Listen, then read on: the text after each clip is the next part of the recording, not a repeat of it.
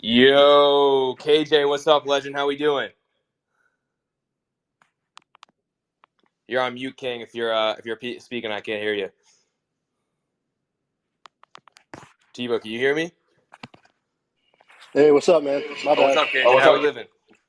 Everything good. I was just tweeting out the link. Yeah, we're good to go. What a legend. I got Thibault right next to me too. We're gonna be chatting from my account right here. What's up? What's Cool. up? You Nice guys to in the meet you, city? KJ. Likewise. Hell yeah, brother. Well, look, we appreciate you joining us. I kind of have a few questions to ask you because I know you're an OG in this part of the world. So, first thing is about trading, right? Like, you clearly have significant trading skills, but like, are there any specific tools that you use on a daily basis that you can share with us? Well, it took time. I mean, for like the people that don't know me, I started trading in 2017, when Bitcoin was around like $3,000. And like a lot of people from 2017, it's interesting because everybody kind of enters at the same price and like they buy the local top of whatever. But a lot of people entered either early 2017 or around May when Bitcoin was about 3K for the first time. And I bought that, and it ended up dumping to like 1,800, I believe. But during that time period, I was in like other people's private groups and consuming as much content as I could on YouTube. And at the end of the day, I I didn't realize it, but I didn't really know anything about trading.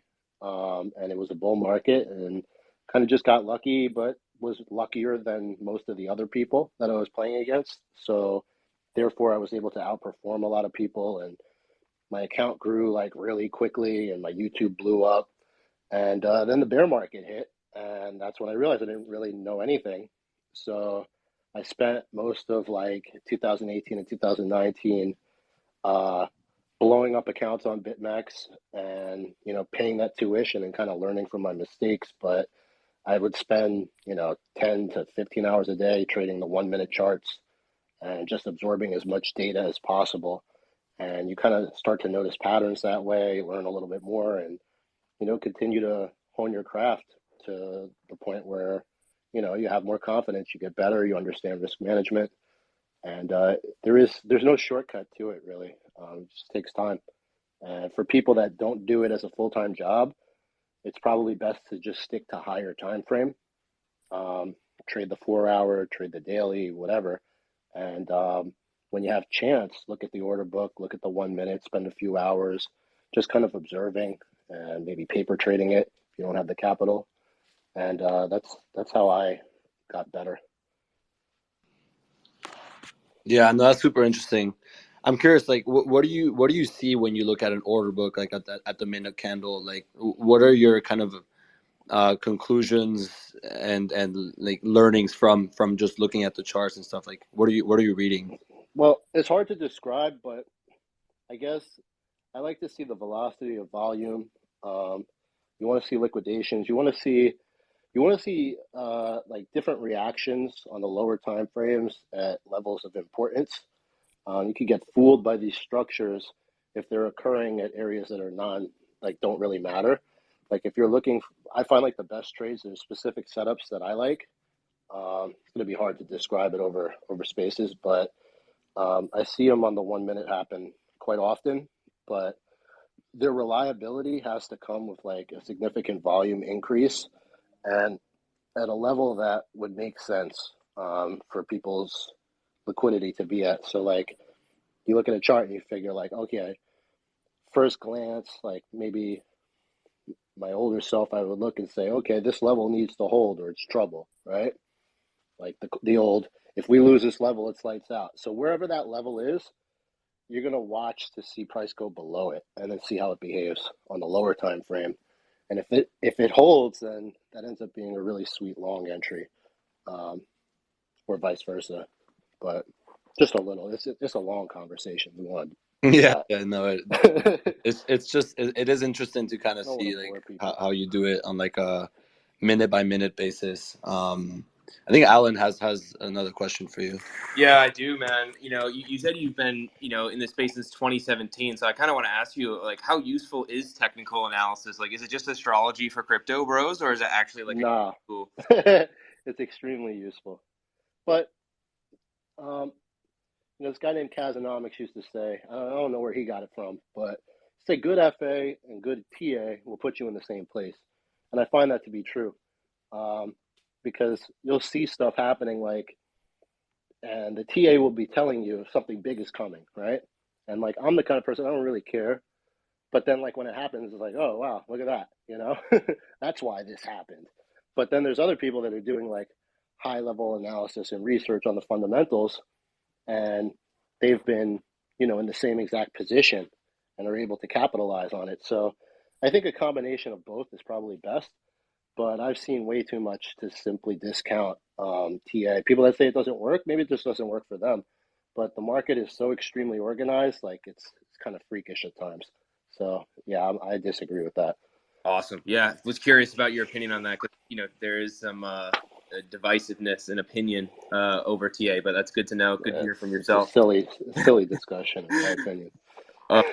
Yeah, it is kind of silly. I agree. But what about trading indicators, man? There's a man named Jim Cramer. Would you say he's one of the best trading resources on the market today? It's kind of freakish, right? I saw someone made a tweet, because he tweeted about Boeing. It's imagine you're on a plane and you see Jim Cramer tweeting Boeing is wonderful. It's fuck. I don't know how he does it. I don't think you can. I mean, it would be hard to be wrong that often. So there's something else is at play there, and this is one of those things that you've seen time and time again, where the person with a large audience of normal people is not really telling them what they need to know or what they need to hear. And normal people are so hyper focused on why price is doing something that they'll just fucking eat anything up. Yeah, I'm not saying that he is intentionally misleading people, but it would be hard to be wrong this many times. Yeah, no, it's really funny. He's kind of become a meme, obviously. So who do you listen to? Who do you what do you read? Where do you get kind of that high level information from? To be honest, my friends, I'm not trying to shill Trading Dojo, which is the group that I run and have run since 2017. But I have 4 partners, and each one of them has their own kind of skill set. But we do a weekly call every Sunday. It's a conference call, and we do some market roundup calls during the week. But within that group, I mean, we have the same members. There's people that have been there since 2017, and you're not going to stay in a private paid group if you're not making money, But these people have money, and there's a lot of smart people there, so. I don't have time to find everything or research everything. So we kind of rely on each other and talk it out. But most of my information actually comes from there. I listen to a lot of spaces. No, I don't. I'm lying. I don't listen to a lot of spaces. I'll start listening to a space and these people don't know what the fuck they're talking about. and I sign off. It's just people talking shit. Yeah. They don't know shit. And, yeah. Once you've done it long enough, the noise, even Twitter, it'll fuck you up sometimes. If you listen to everything, you get psyoped. So at this point, I trust my own judgment. I check the charts, and I talk to the homies. Yeah, no, for sure. I mean, I feel that is the best source is the people that those yeah. The, these people are certified. They're proven. Yeah. And we check each other. Yeah. We're not always going to be right. So if I have an idea and somebody else is can counter that, I may have to reassess, and vice versa. That's the best way. It's not an echo chamber. Yeah, yeah. And you said some of them have different skills and so it kind of complements each other in that way, right? 100%. And so actually, well, I mean, I think it's cool if you tell us a little bit more about Trading Dojo. Is this something that people can kind of look into?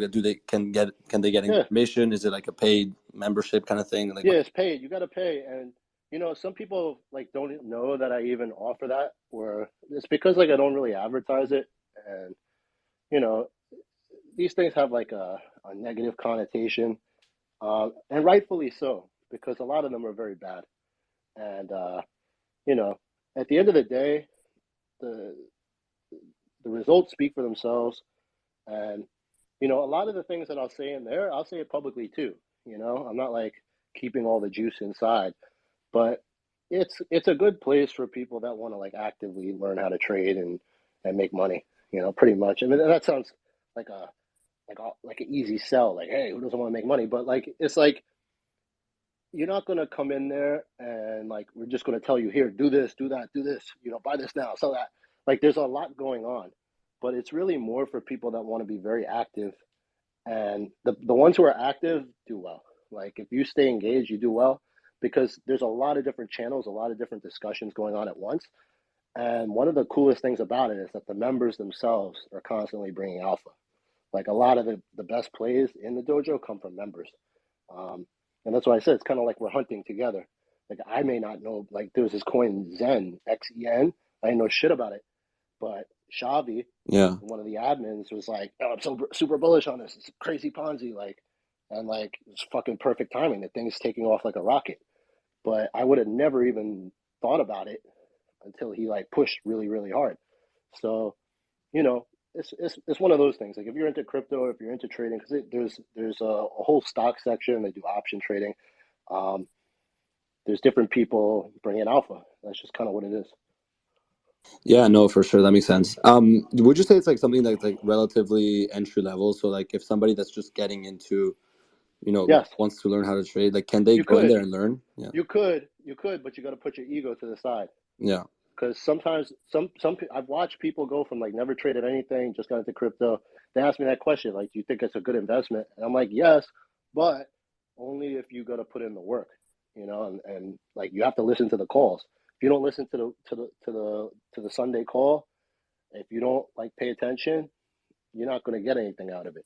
But if you're serious about it, yeah, 100%. I put that on anything. You will become a better trader. Like, there's no doubt.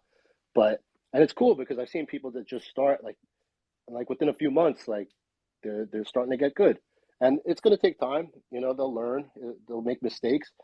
But I've seen like a lot of people, at least a good amount, start with like nothing, and then they're able to advance. And ultimately, like if they leave, like that's good. Like if they feel comfortable to go on their own, a lot of people leave. They come back at some point, but like you don't have to. Like, I don't care, honestly. Like, I get as much value out of this as the members, and you got to think of it this way. Like, it's not big. It's like, I don't know, like a little over 100 people, but there's five owners. We're splitting it. It's not, I'm not getting rich off this. Yeah. Sometimes Yeah. I'm like, why am I even doing it?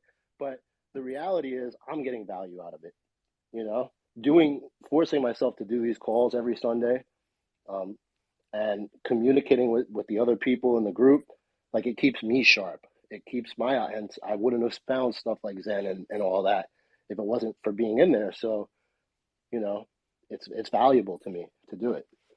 Yeah, no, for sure. I mean, I think it's cool because it really sounds like you're doing it, for the right reasons. Like there's just so many of these things that like pop up that are sometimes like everybody's a Mm, coach, right? Like everybody's trying to sell you on something, and it's yeah, it's hard to kind of cut through like what is not like a scheme or like a like a what's bullshit and what's for real. So yeah. it's good to see kind of like the structure that you guys have. People should know. Listen, if if you're in somewhere and you're not getting value and you're spending money, like, okay, you tried, but you have to cut your loss.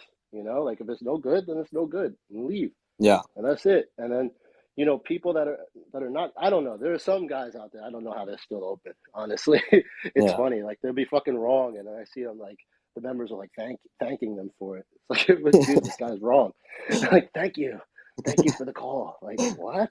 Yeah. What are you talking about? Like, how is anybody making money? But at the end of the day, I feel like the market will decide. And I'll say in like 2017, 18, like our members made money, but it wasn't because like I knew what I was doing, as a trader. It was like just a bull market and like shit was going up. But throughout the years, we had to really, really. It's like, I guess we call it like Dojo 3.0 because it's evolved so much. And like at this point, it's like the product that we present. I know it's good. Like, you can't deny it. It's undeniable. It's really good.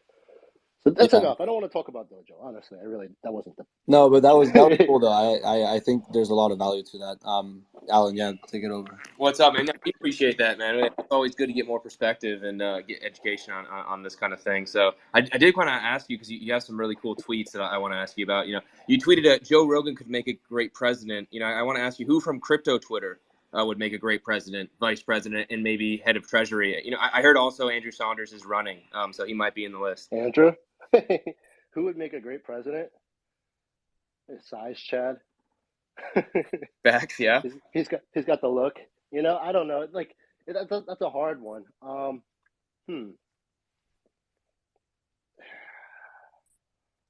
Yeah, probably Size Chad. I respect that, man. I would vote for Size Chat for sure, man. Without a doubt. I think he could get the votes. I think it's probably good, man. Maybe somebody from CT will get in the office one day, and they'll look back on this conversation as maybe Bruce Fenton. I mean, Bruce Fenton was a good one. I like him. Bruce. Yeah. Hell yeah, man. Yeah, well, that's good. He was running for Senate. Maybe you predicted the future, bro. We'll have to see what happens. Size Chad for president. Let's get that trended for sure. I also want to ask you a little bit about YouTube. I noticed that you don't really use the signature open mouth shock face thumbnail that we see YouTubers. What do you kind of think about that, and what do you kind of think about like how to grow on YouTube and like the things like that? I think people are playing the game, and there's a specific formula that most people need to follow or tend to grow large as a YouTuber. And at my old age, I just don't give a fuck anymore. And I do YouTube when I want to. Like if I wanted to like really do it, I always say I'm going to, but then I get like, I don't know. People don't want to hear what they need to hear. They want to be told what they want to hear. And that's kind of why like the biggest YouTubers usually are fucking wrong all the time. Is because they feel that this compulsive need, I guess, to stay relevant and talk about whatever topic it is and make things like fantastic, and they're constantly, oh, this is the end of the world or we're going to the moon. And the market doesn't necessarily cooperate with that. But for me, like I do YouTube when I feel like the time is right, like when it's important that I do it. And I just really haven't kept up with it too much because I get frustrated when I like don't get enough likes or something or enough views, and then I'm like, why am I doing this? It's a headache for me. So, I should do it more. I should, but I'm having a hard time committing to it. Yeah, that makes sense. I mean, so like how do you split up your time right now? Like what are your priorities in terms of like projects and things that you're working on? Well, I have a decent amount of time. I mean, I'm a father of 3, so being a dad is pretty That's number prominent one. role, That's number one. taking the kids to school, getting ready for school, then I go to the gym. Then I do stuff that I need to do between then and when they get home. I do a lot of trading from my phone, honestly. And I'm not really trading the 1 minute as much as I was before. Like I don't have the time for it. And yeah, the time that's the issue is the time. I mean, Yeah. You got to find a way to balance that. And what was the rest of the question? Shit, what do I do? What is my time like? At the same time, it's also like a 24-hour job, Like I'm always kind of glued to my phone, which is something that is a challenge if you have a family. I try to think about like what my kids are going to remember about their dad when they were young, and I'm scared that they're going to remember me like looking at the daily clothes like during dinner time every fucking day on my phone. So crazy fear. That's real talk. Yeah. So it's still a challenge to find the balance. And like for the guys and girls that are listening that are like younger and don't have families and in different situations, like I think it's a really good time to just fucking go for it, go all in, put the work in, and do it now. Travel, go to events, do whatever, make connections, like because when you get older, it's harder. I mean, it's like a young man's game. You know what I'm saying? Yeah, no, that's really good advice. Yeah. And so like the careers of like influential kind of like crypto traders and personalities, they're notorious for being pretty short lived. There's only a few that Yeah. have been around as long as you have. Why do you think that you've survived this long and that you're still kind of like a notable figure in the space when there's like a pretty big churn? Well, it's like they say, you're the hero today and the villain tomorrow. Um, they love to bring you down, and I mean, I was a pretty big hero at one point, and then I was a villain. When the bear market hit, people want someone to blame, and emotionally and psychologically, that was tough the first time around. It was really hard because it's like you're losing money, and then like the people that like believed in what you were saying, they lost money too, and they're pissed off, and it's like it's just a horrible situation to be in and feeling to be in. So I would say, how am I still around? Is that perseverance? I didn't give up. Um, went through hard times. You go through market cycles, and you get better. And you just keep it real. You do the best you can. Try to help people, and try to be accurate. I mean, people ask me how I went from like no followers to like 80,000 in like 3 months, and I made like 1.5 million out of 5,000, like right when I started. I didn't have YouTube, I didn't have Twitter, like all that shit happened in like less than 6 months.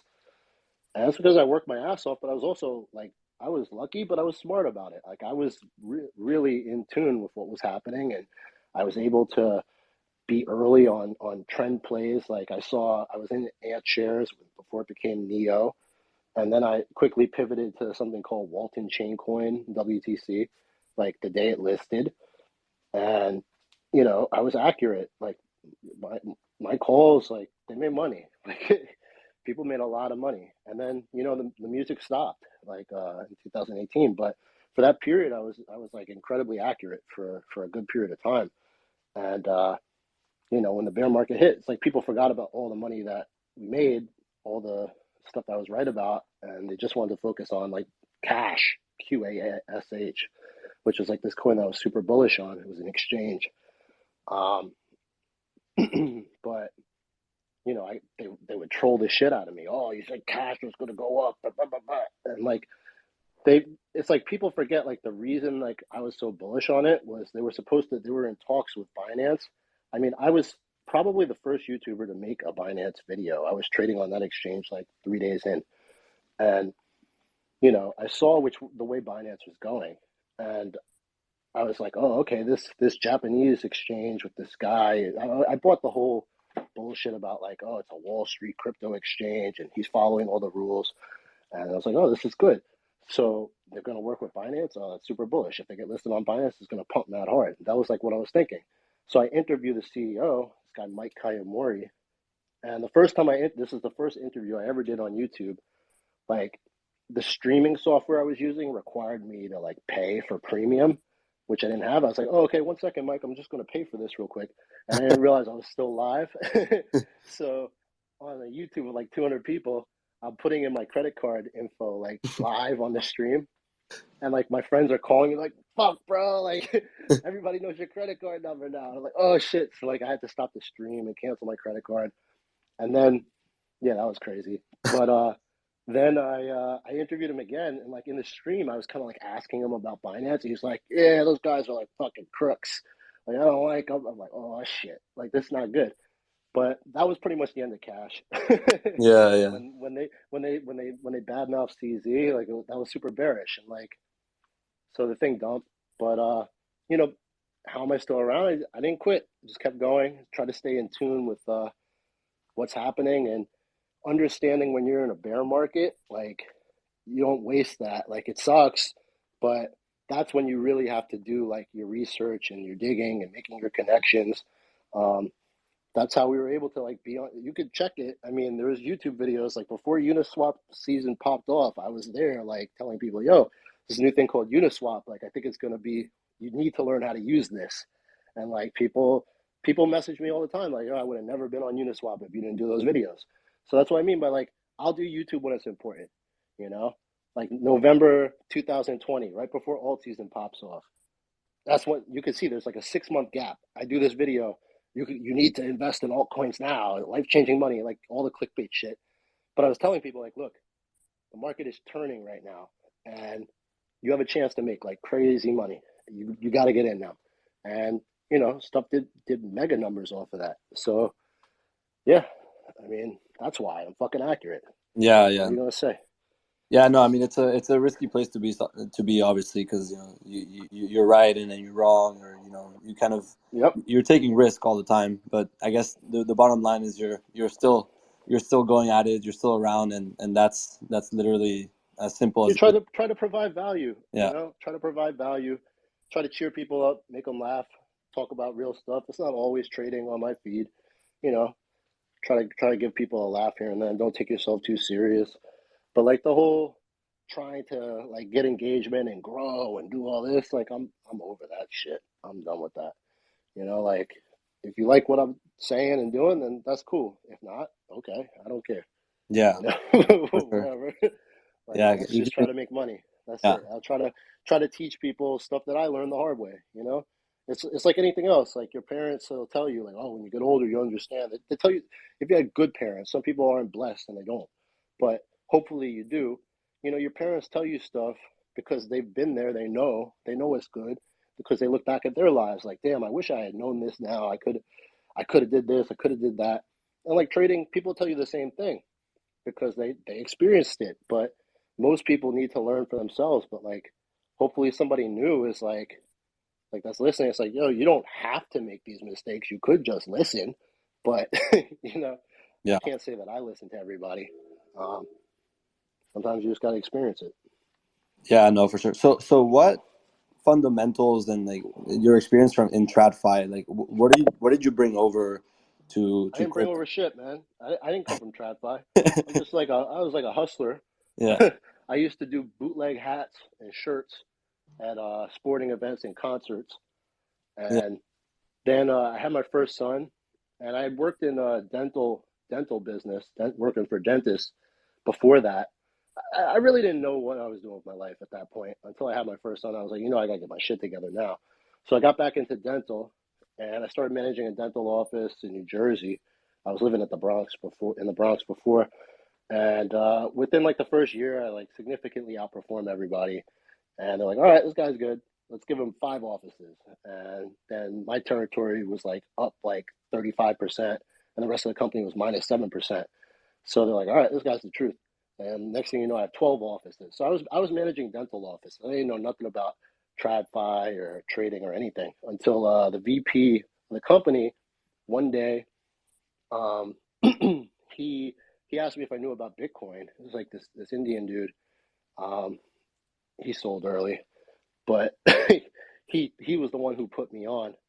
And I went home and I just started doing research. And like the next day, I bought my first Bitcoin. I'm like, oh, this is sick. And it's kind of like the rest is history. Like I had my second kid on the way at that point. And I was working this dental job, and like I was making money, but I wasn't where I wanted to be, and I was getting nervous because I'm like, I have another kid coming. Like this is pretty much it. Like if I don't figure something out, I'll be stuck doing this shit forever, and I don't like it. Because I know I'm making these people a lot of money. I always had this entrepreneurial spirit in me, being a hustler and all that. But I saw how much money they were making and how much I was making. I'm like, I'm eating table scraps. Like I got to do something. So I fully committed to this. And when I quit my job, like a couple months later, my wife was like, everybody thought I was crazy, but I was just like, I have to do this. Something was telling me I had to do it, and it was a good decision. I don't take anything back. Yeah, I think it worked out for you. I'm curious, when your first experience of seeing Bitcoin, what did you kind of think of that? Did it blow your mind, or were you like, what the fuck is Yeah, this? it was sick. It was sick. I had just watched The Big Short, and I've always been like, kind of like, I guess you could say I had a problem with authority. Um, I wasn't a big fan of the government. I was big on like 9/11 truth. I was like the OG Alex Jones fan from like Bohemian Grove and stuff. And like I had like a very, very strong like the people in power are fucking us mentality. So Then I watched Big Short, and I was like pissed off about that. And then I find out about Bitcoin. I start researching. I'm like, yo, this is it. You know, like it's interesting because like when you talk to people that are involved in crypto, like you come from all different walks of life, but you have like there's a connectivity. There's like you share a lot of things in common with each other. As far as your personality, I find that like a lot of us we end up liking similar stuff or having similar experiences.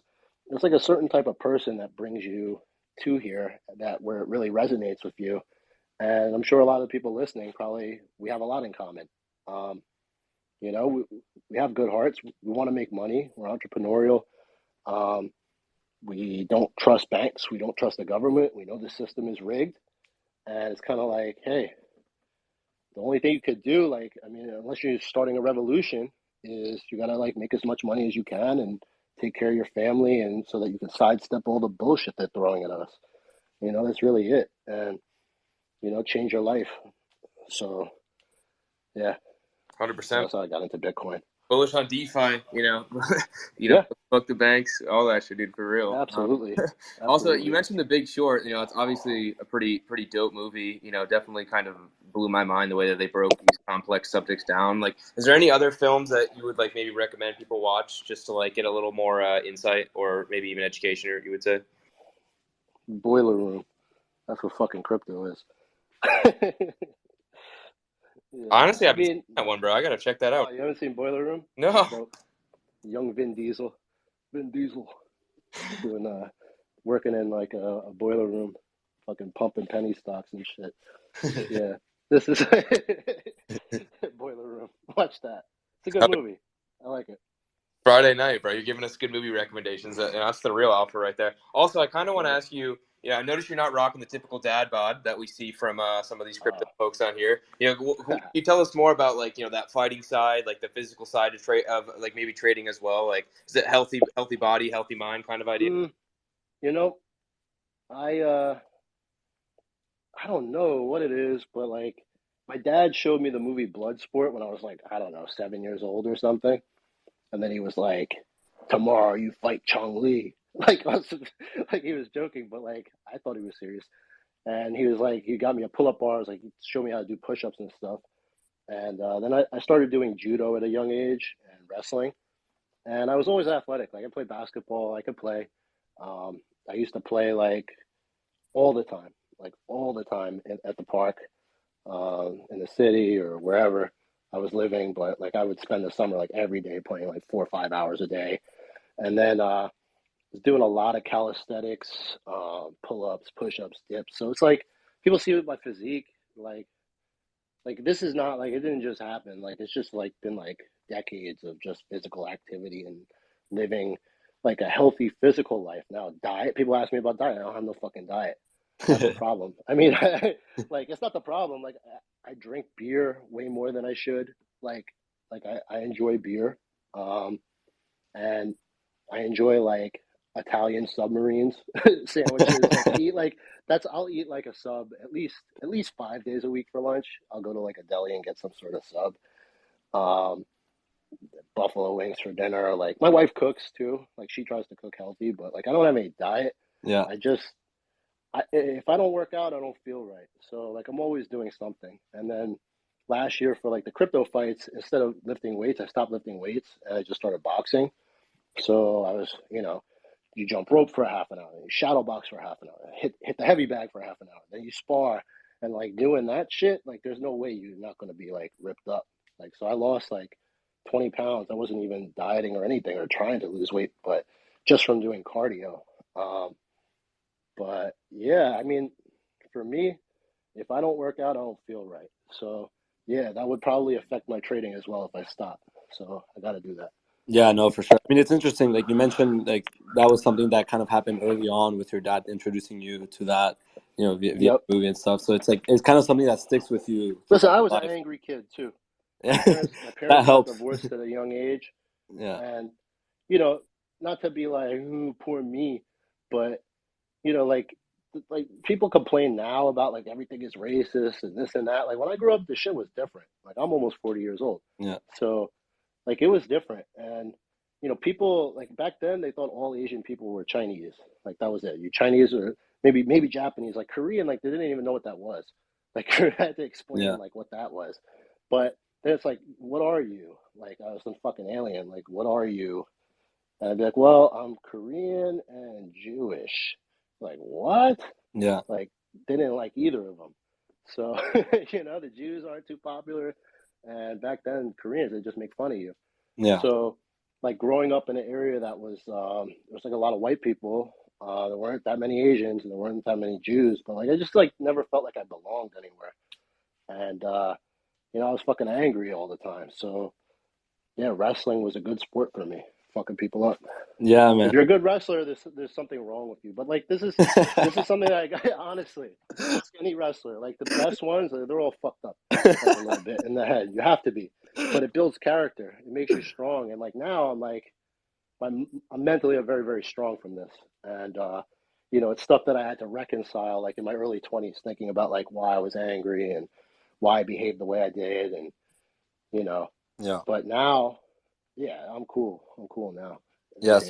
so many life lessons, and honestly, it's like a form of therapy, in so many Yeah. ways.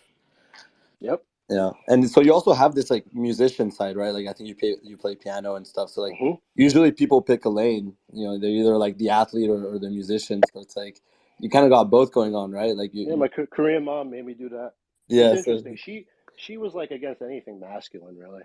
Like she didn't like wrestling. She didn't like judo. She wouldn't come to my events. She would try to get. She like. I remember one time she signed me up for tap dancing. I'm like, what the fuck? Like got me tap dancing out here, and I was not good at it. And oh my god, like she wanted me to do like gymnastics or fencing. Like I'm like, come on, ma, come on. I'm not doing that. yeah, It's yeah. not for me. So you But yeah, settled for piano.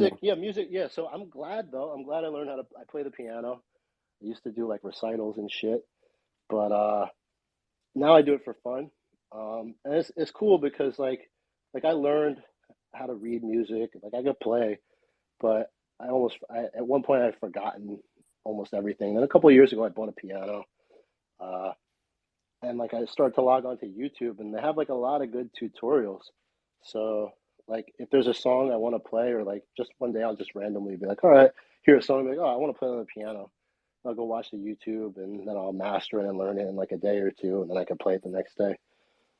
It's cool. Probably good for the brain too, right? Just Yeah, definitely, ones. definitely. There's an element of like hand-eye coordination, memorization, hearing the notes, practice, like that combined with like video games kind of went well for me. Um, so like it's interesting because the skills I developed from like playing video games as a kid, I was big into like fighting games, like Street Fighter 2 and all the Street Fighters and Tekken. It's like you're memorizing all these moves and the timing and all that. And like when I got into the dental business, there's all these different softwares, and like I was started with like dental billing, and like I was doing basically on a no bullshit. I was producing like 4 to 5x the amount of like work that like my colleagues were doing, because like I was so fucking fast with the software. Like I just basically found the most efficient way to do everything like to the smallest detail, and was able to just replicate that over and over. And like if you save a minute here, you save 30 seconds there, you save this here, like over a full day, you're saving so much time that it allows you to do more work. So I would just like listen to audiobooks and just fucking work, bang it out, and like doing 5 times as much as the next person. And that's how I move forward, doing more. It's in anything in life. If you do, you're competing against everybody. You gotta outwork people, and that's what I would do. And I would listen to audiobooks while I was working because it was like somewhat mindless work, like kind of like not the most challenging for me, at least at that point. But I remember my boss's sister came in and she was like watching the company. This was like a different place, and she's like, "Why are you listening to that iPod? Take that music out!" Like she started complaining and like making a whole fuss, and I'm like, "What the fuck?" And like that caused a big beef because I was like, I'm doing 5 times what everybody else is doing. I'm the best. Like it's undeniable. Like I'm a fucking legend in this place. And like you're upset that I'm listening to a book. Like what do you care? And that's when I was like, you know what, fuck this, and I quit. Bro, that's actually kind of savage. I mean, I respect the hell out of that. You're like, if I can't get my books, bro, I'm getting the fuck out of there. I feel that. Mm-hmm. Honestly, though, I kind of want to like back up a little bit. You mentioned that you were, playing piano and fighting as a kid. Like, are your kids also, in getting into music and getting into fighting as well? Yes, yes, and yes. Yeah, they see daddy doing something they don't want to do it too. And my 5-year-old, he just started jujitsu. Um, he's doing great and he loves it. So we actually got to bring him there later today. But he's doing jujitsu. He just started like a couple months ago, and he loves it. And they sit on the piano with me. I teach them a little stuff here and there. They're not ready for like serious stuff yet, but probably in the next couple of years we'll start to get them lessons. I'm not the best, most patient with this, so it's probably best to get lessons from like an actual piano instructor. But yeah, they love it. They love it. They play around with it, and they're competitive. They're competitive, just like Daddy. Um, yeah, those kids are tough. I like the next generation of crypto traders is their future is bright, man. They're again learning these lessons at a young Yeah, age. yeah. My 13-year-old, like, I'm starting to teach him trading now, so we're working on it together. And I got him a bag of hammy, Hamachi Finance, and like I'm like, you just gotta learn how to hodl now. so so he's holding that. But I don't know. It's kind of crazy because like it was like $200 worth or something, and then at one point it was like over 2,000. And then he's got like all these other tokens and rewards. So he's learning. He's learning. But I'm also teaching him charts and stuff. But I'm curious to see how high it goes. Honestly, I don't know what. I Bro, wasn't expecting it to go that high that quickly. So like, I don't know what to tell him.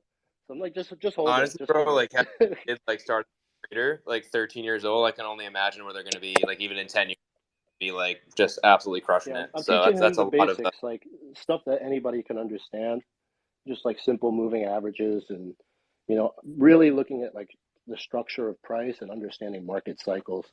Like everybody uses the cheat sheet, but they don't know how. Like they're always pulling it out and they're always fucking wrong. Like I saw so many people pulled out the Wall Street cheat sheet and were like, this was like back when Bitcoin was like just above 20K, and they're like, yeah, this is complacency. Like it's like what? So you don't think that we already went through like depression and anger, like when FTX happened? Do you think it's gonna get worse than that? Wow. Like I don't know, man. It doesn't seem like that to me. Like you have to be able to understand the market cycle. Like if Bitcoin goes down 70%, you have FTX blowing up, the world feels like it's ending. Like it's probably pretty close to the area, don't you think? Like there's still people hanging on to that. Like I don't know. It's not It was an insane it's period of not time, logical. man. Like Twitter was like on fire, bro. Like people were like just Yeah, absolutely that's why I losing their said minds. people being on Twitter will psyop you because it's group. Like as human beings, like I think we're like it's normal for people to want to like move in herds, and like the sheep behavior that's ingrained in our DNA. It's like not many people have that contrarian ability. And a lot of the people that got into crypto had that. They were contrarian, and that's what made them be able to be early. But then you're now inserting yourself into a smaller group, but that group is then going to apply groupthink, and you're going to get caught with that herd, and then be wrong. So like if everybody's thinking one thing, then it's going to be the other. And you see it happen all the time. And like even myself, I get caught up in it too. I can get caught in that too. So like I'll give you an example.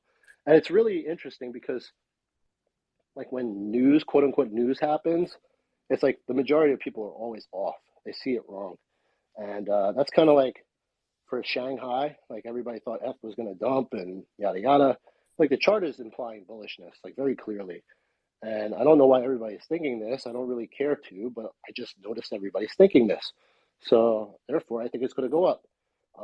And it did. But one of the times I was wrong was like thinking that Arbitrum, the actual airdrop, like would initially lead to like more bullishness in the ecosystem.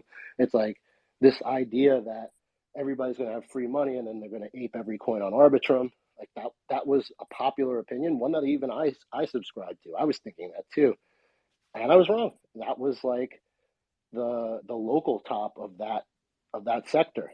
And I'm not saying it's finished. I think Arbitrum is going to come back strong, frankly. But if you had completely de-risked off right before there, you would have done really well, and you'd be able to buy stuff for much cheaper. But you have that. All these different events, like for instance, USDC, and the whole Binance FUD and all that, when Bitcoin retested 20K. That was a very significant moving average. Like it was a 200 MA. Like that area needed to be tested, and it happened super fast. It was scary as fuck.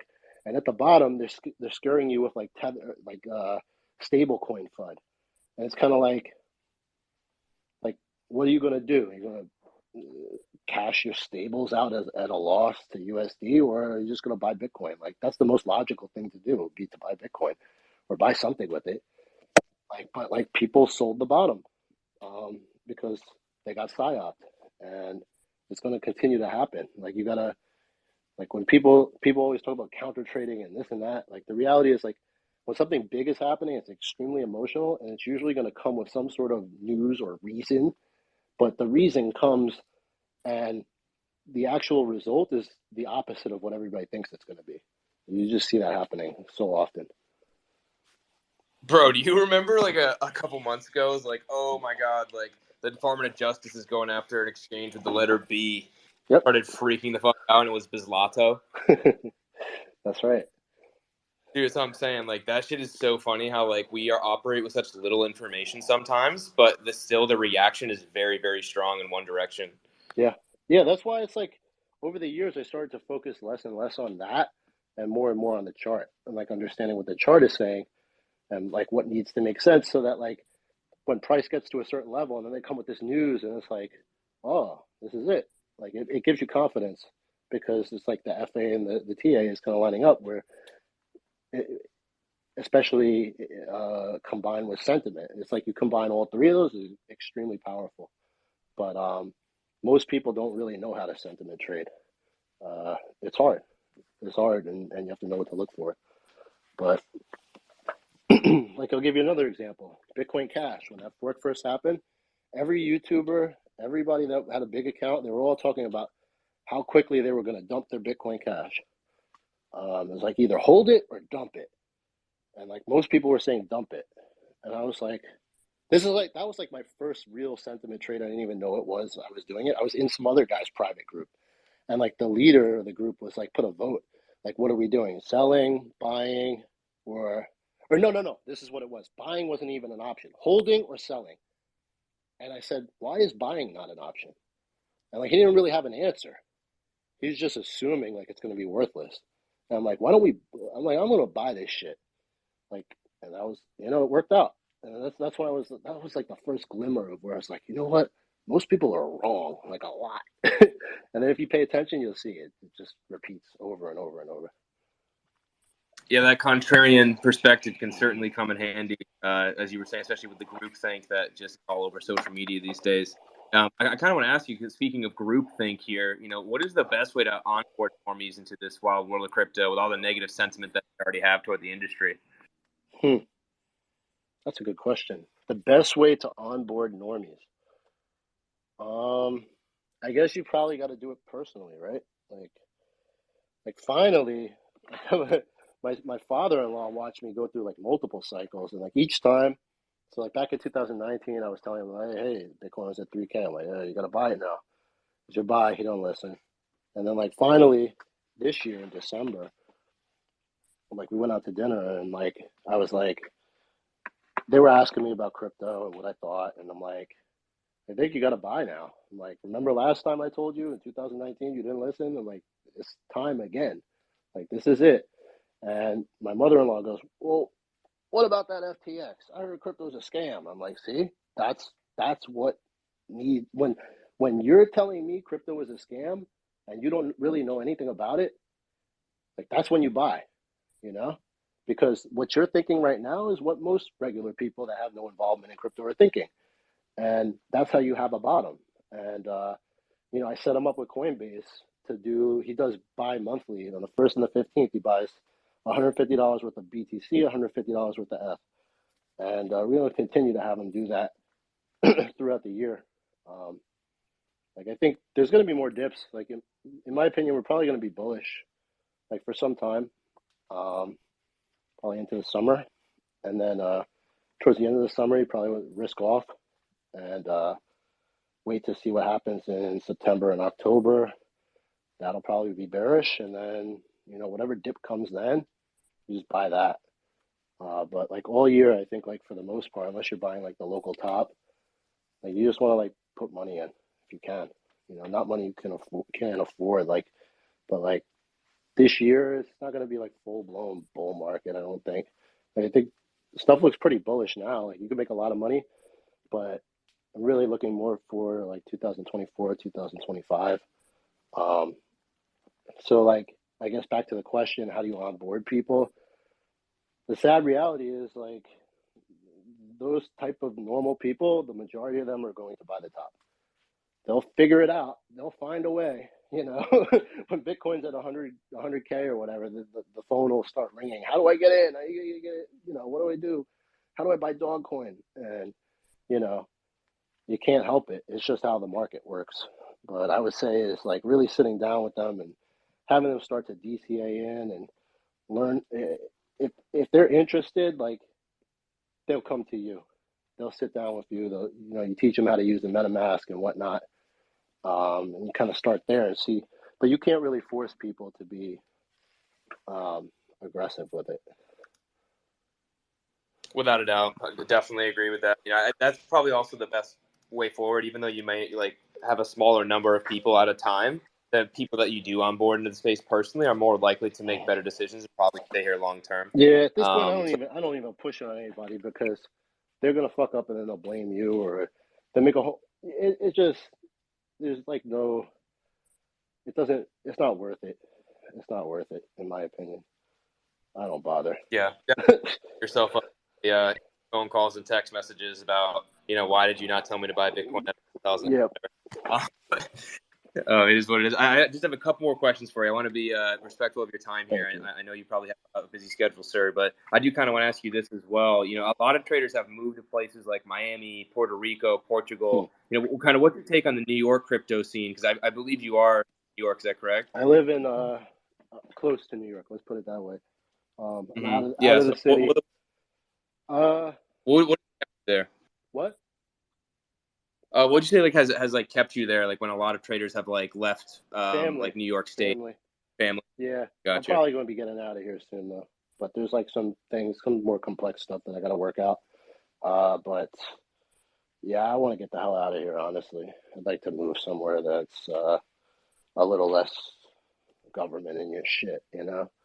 Like I'm thinking Texas is probably the move. Yeah, Texas? What about Miami? Miami? I'm too old for that shit. Gotcha. If I was single, yeah. If I was single, yeah, I'd do it. But I'm kind of like a homebody at this point. Like I'll go out, I have a good time, fun to be around, I think. But I don't need to live in a city anymore. I just, you got 3 kids, just like want like a nice little town, neighbors, and do regular people stuff and have access to the city. So you get a babysitter, or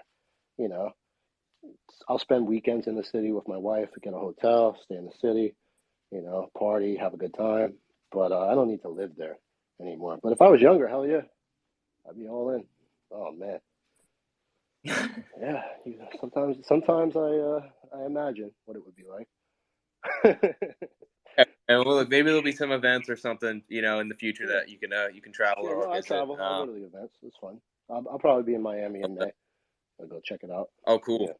Yeah, we're going to be at Consensus. We're going to be at VCon. We're going to be at Art Basel. So I definitely hope to run into you. Just I have one more question for you, and then we're definitely going to let you go because I'm sure you have to, play piano or kickbox or something, man. But I've noticed also you don't rock a PFP. Oh yeah. And that's a little rare, right? These days, like what made you stick with that direction? Well, that's a good question. I changed my profile picture so much that I feel like people forgot, like it was like confusing people. So then I was like, all right, I got to just pick one profile picture and stick with it for a while. And like at that point in time, like honestly, like I lost money on NFT. I'm not good at NFTs. Let's put it that way. It's not my thing. And like I have like countless NFTs that are like I couldn't even sell them if I want to. Like the wallets are embarrassing. And you know, yeah, just like I'm gonna stick to what I'm making money at. Like fuck this NFT shit. I don't get it. I'm too old. I'm a boomer. Um, so then I picked when I was getting the blue check thing. They say you can't switch your profile picture, so I just chose this picture and put it up. But yeah, I guess that's why I'm a boomer. No, that's okay, man. I appreciate the answer. NFTs can definitely be a cruel game for sure, but you gotta pick the right ones. But yeah, awesome. Look, man, I appreciate you joining us. I appreciate you filling in. All the alpha and everybody who listened. This is recorded space, guys, so definitely you can listen to this back if you like. KJ, is there any final words, sir, before we let you go on your way? Go hammy. Go hammy. Honestly, it's the make it back trade of the year. That's how it was built. I love that. Look, we People are going to appreciate. be in pure disbelief. You'll see. They Well, had every chance to you buy have results. it. We're in the results business, Super and you bullish. have results. So Super bullish on there, hammy. Long term. never financial advice, Yeah, but of course much love. not. We appreciate you, and we'll be catching you on the timeline soon enough. Basic Degenomics every week, brought to you by Hashflow. This We're is giving cool. away a check our recent tweet. And KJ, we'll be catching you soon, brother. I appreciate your time. Thanks for having me on. It was fun. Yes, sir. Take care, boys. Peace.